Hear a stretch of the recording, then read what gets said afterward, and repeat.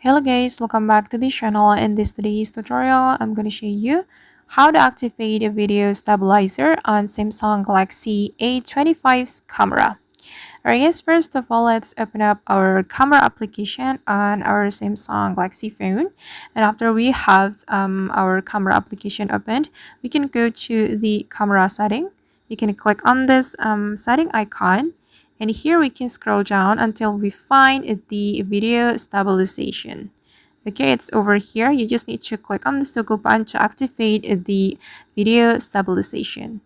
Okay, and that's so easy, right? And right after you activate this feature, your video will be more stable. Alright guys, and that's how we can activate a video stabilization feature on Samsung Galaxy A25's camera. I hope this tutorial will be useful for you.